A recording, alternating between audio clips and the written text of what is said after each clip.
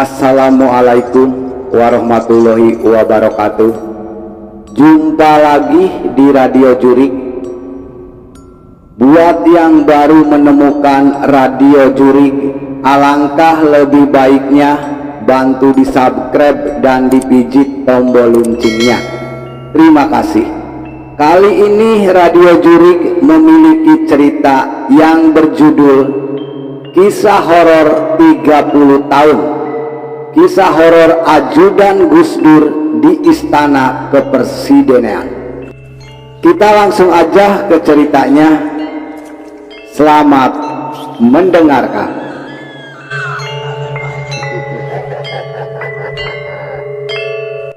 Ada yang sudah mendengar cerita yang sempat viral ini? Kisah tentang ajudan yang mengalami kejadian tak terduga selama menjalankan tugasnya di istana, yaitu di Istana Kepresidenan. Siapa sih yang enggak tahu Istana Kepresidenan? Bangunan yang digunakan sebagai tempat peristirahatan resmi pemimpin negara, yaitu presiden, sekaligus sebagai kantornya ini, ternyata juga memiliki hawa mistis yang sangat kuat. Dulunya bangunan tersebut digunakan oleh presiden pertama kita, yaitu Bapak Soekarno, namun dikosongkan kembali di area kepemimpinan Pak Soeharto sampai B.J. Habibie dan didiami kembali oleh presiden yang keempat, yaitu Bapak Gus Dur. Kehororan di Wisma Negara itu dialami langsung oleh ajudan Gus Dur yang disebut selama bertugas di Wisma Negara. Inilah kisahnya. Kisah ini dialami oleh Bapak inisial Prio, salah satu seseorang tokoh yang sempat menjadi ajudan Gus Dur. Tugas beliau adalah melayani kebutuhan presiden selama bertugas. Pak Prio menjalankan tugasnya nyaris 30 tahun, dimulai sejak tahun 1986 hingga tahun 2014. Karena dirasa capek harus pulang pergi, akhirnya Pak Prio ini memilih untuk tinggal di Wisma Negara menemani Gus Dur di kala itu, meskipun Pak Prio ini merasa kurang nyaman untuk tinggal di sana. Ada 6 istana kepresidenan di Indonesia yang terletak di beberapa kota, diantaranya Jakarta, Bogor, Cipanas, Jogja,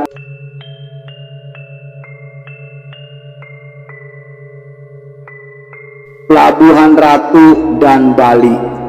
Namun yang pernah dijadikan tempat tinggal dalam jangka waktu yang lama adalah istana yang terletak di kota Jakarta.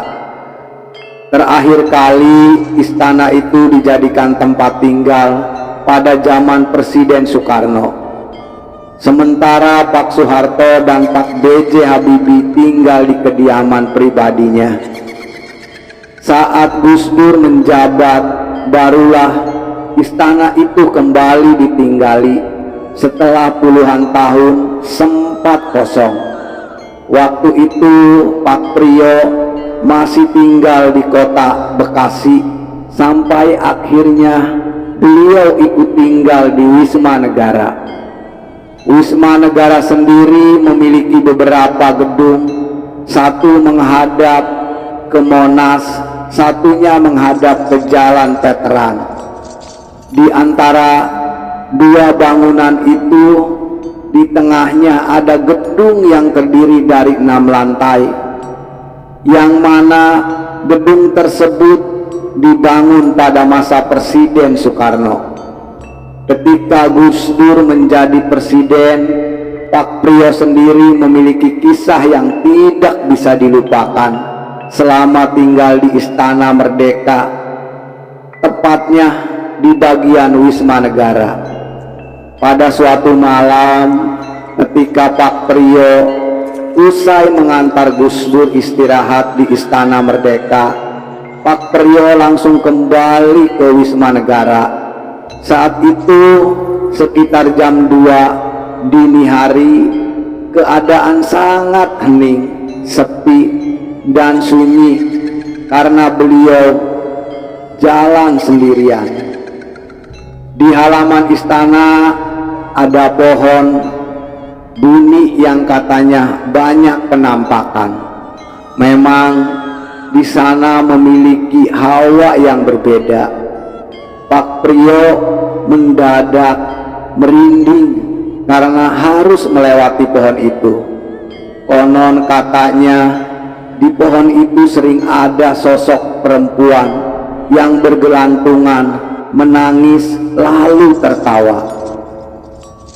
Suasana makin hampa. Pak Priyo sendiri semakin lama semakin merinding.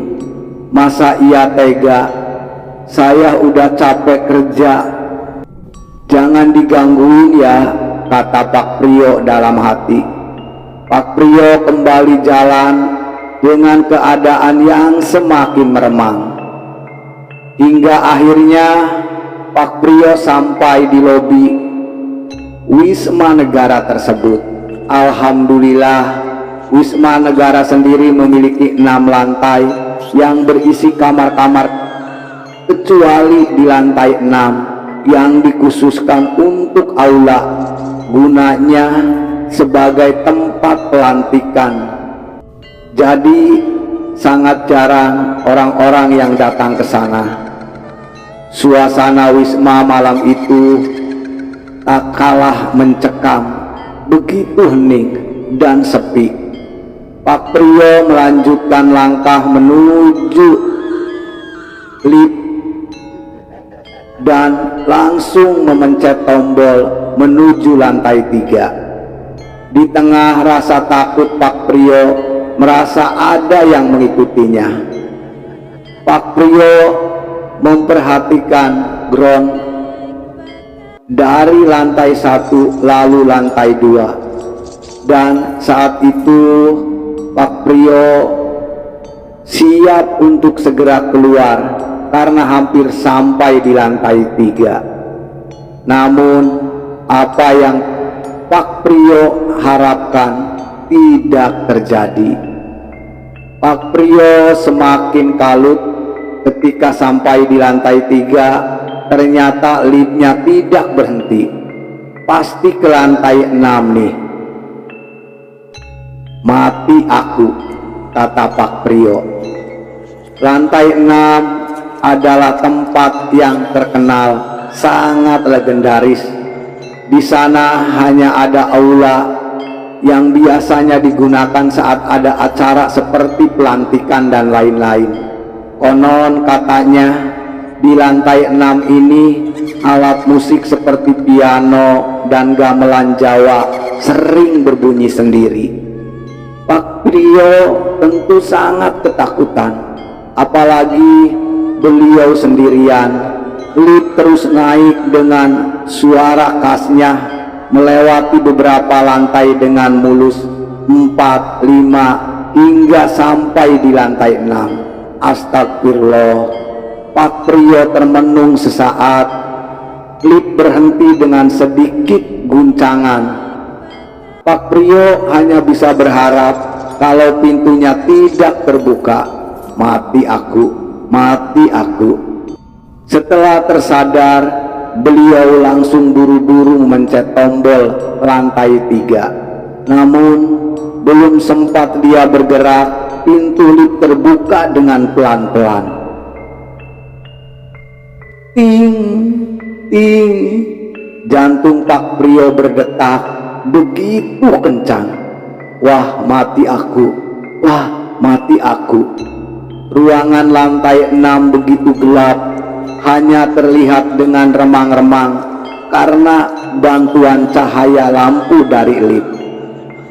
Banyak meja bundar yang tertata rapi, dilengkapi dengan kursi-kursi yang bisa digunakan untuk jamuan atau pertemuan. Setelah diperhatikan di sana kosong, tidak ada siapapun, sampai pandangan Pak Priyo berhenti pada meja sebelah kiri. Di sana ada perempuan yang terlihat duduk di salah satu kursi membelakangi Pak Priyo. Perempuan itu rambutnya pirang dan dikelung, mengenakan rok beranda berwarna terang. Jarak mereka tidak terlalu jauh. Perempuan itu menangis-nangis, benar-benar dalam keadaan sedih.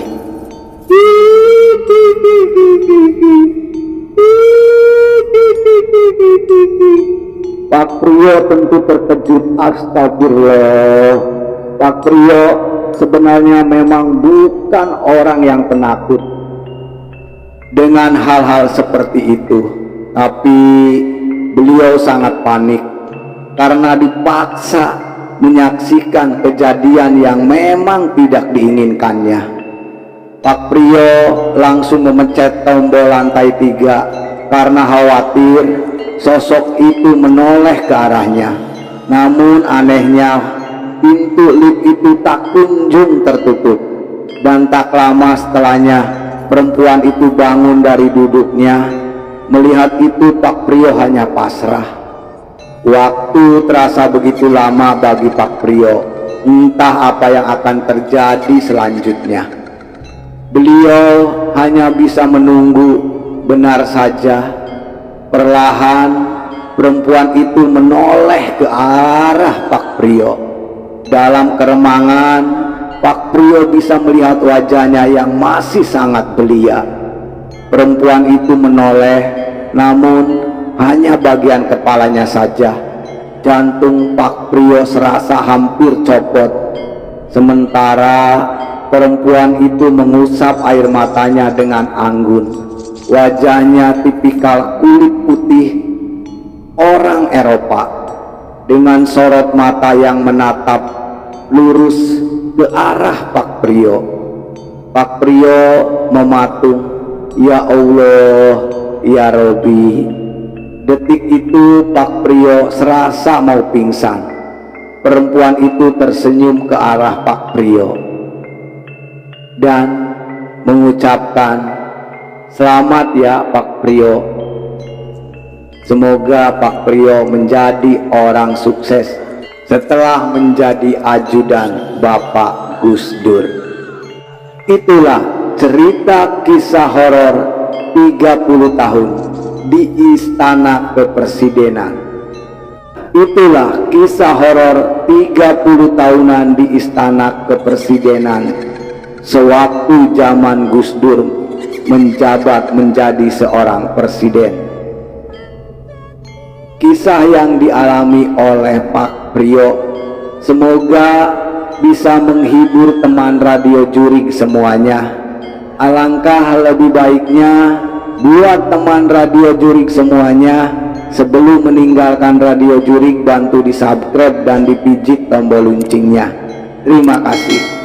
Buat teman radio Jurig semuanya, selamat beraktivitas dan tetap semangat.